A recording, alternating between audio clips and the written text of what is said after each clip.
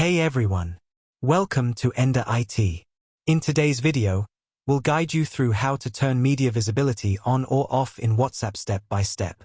If you find this video helpful, don't forget to subscribe for more tech tips and tutorials. Let's get started.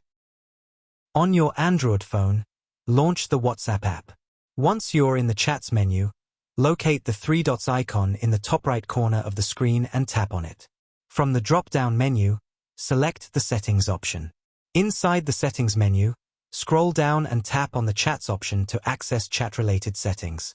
Now in the Chats menu, find the Media Visibility option.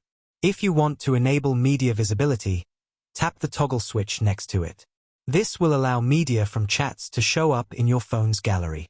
To disable media visibility, tap the toggle switch again. This will prevent media from chats from appearing in your gallery. And that's it. You've successfully learned how to manage media visibility in WhatsApp.